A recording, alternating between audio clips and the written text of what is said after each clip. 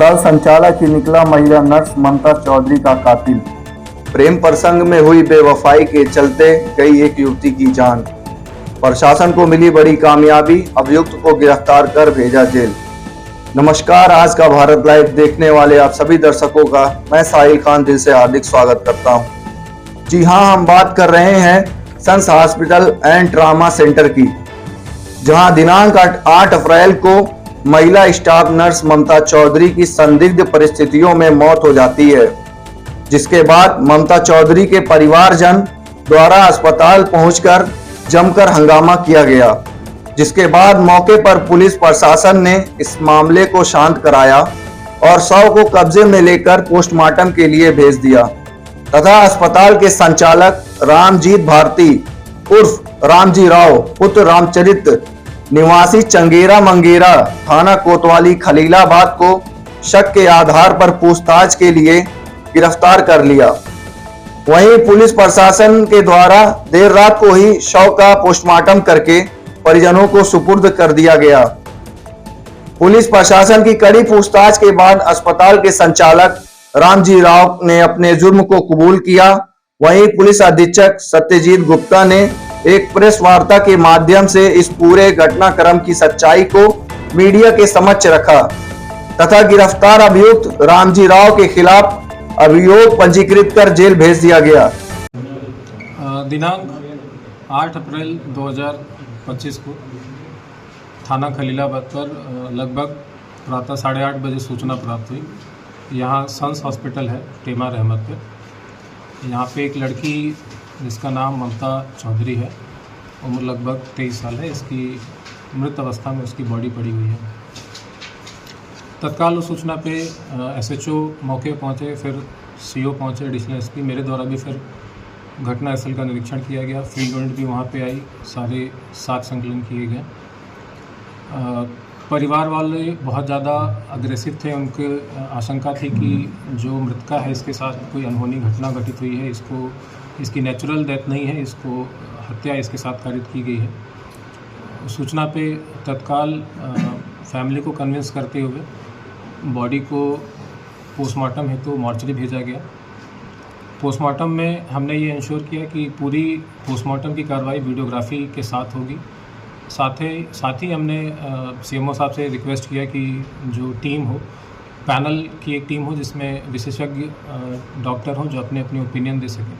इसमें 4 डॉक्टरी की एक स्पेशल पैनल बनाया गया और पूरी पोस्टमार्टम की कार्रवाई की गई वीडियोग्राफी के साथ। उस पूरी पोस्टमार्टम की कार्रवाई में ये सामने आया, जो कॉज ऑफ डेथ है वो थ्रॉटलिंग आया और उसमें जो इंजरीज थे उसमें गले पे जो उसका हाइड बोन है उसको टूटा हुआ पाया गया। साथ ही कुछ नेल के मार्क्स चेहरे पे और गले पे पाए गए। सेक्सुअल असॉल्ट बिल्कुल क्लियरली डिनाई कर दिया है पैनल ने, कोई भी सेक्सुअल असॉल्ट नहीं हुआ लड़की के साथ। फिर हमने जो तहरीर प्राप्त हुई थी मृतका के परिवारजनों के द्वारा, उस तहरीर के आधार पर बीएनएस की धारा 103 जो कि पूर्व में 302 धारा आईपीसी की होती थी, उसमें मुकदमा पंजीकृत किया गया। नामजद मुकदमा लिखवाया गया रामजी राव उर्फ रामजीत भारती के नाम से। मेन एक्यूज को फिर हिरासत में लिया गया। पुलिस ने इनसे डिटेल में इंटरोगेशन किया, उसकी सीडीआर रिपोर्ट निकाली और जो वहाँ हॉस्पिटल पे सीसीटीवी कैमरा था वो सीसीटीवी कैमरा डीवीआर के साथ पूरा उसका एक सेकेंड का पूरा वीडियो खंगाला गया। उसके पास से एक्यूज़ के जो नामजद एक्यूज़ है उसके पास से मोबाइल भी बरामद हुआ, स्वयं का मोबाइल और जो मृतका है उसका मोबाइल, उसके मोबाइल को भी खंगाला गया। पूरी जांच में ये सामने आया कि जो इनकी आपस में मृतका और जो रामजीत भारती आपस में इनके काफ़ी समय से मधुर संबंध थे। सीडीआर से भी चीज़ें इस्टेब्लिश हुई, आपस में इनकी बात है। इनकी चैट भी हमने प्राप्त की। चैट में भी दिनांक जो मृत्यु का इसका दिनांक है इसमें एक चैट ऐसी मिली जिसमें इनक्रिमिनेटिंग एविडेंसेस थे एक्यूज़ के खिलाफ। इसमें लिखा है कि मार दो मुझे अब। साथ ही जो सीसीटीवी फुटेज हमने वहाँ से बरामद किया उसमें कई जगह पे छेड़खानी हमको मिली, कई उसमें मिसिंग सीसीटीवी फुटेजेस के 1-1, 2-2 मिनट के उसमें लिंकेज मिले। मॉर्निंग के समय 7:03 से लेकर 7:23 तक पूरा 20 मिनट का जो अंतराल होता है वो पूरा सीसीटीवी फुटेज का गायब मिला। जो एक्यूज़ का मोबाइल था उसमें से कई मैसेजेस पूरे तरीके से डिलीट पाए गए।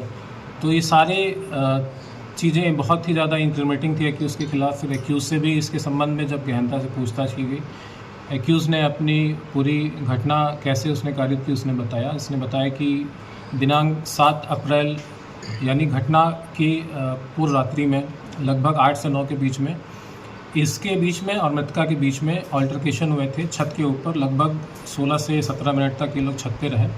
वहाँ पे इनके बीच में गाली गलौज मारपीट भी हुई। इसमें इसने गला भी दबाया था एक्यूज़ ने इसका। फिर हॉस्पिटल की एक स्टाफ है फ़ातिमा, वो बीच में आ गई, तो उसने फिर वो घटना जो उनके बीच में हो रही थी वो बीच में रुक गई। फिर तीनों फिर छत से उतर गए।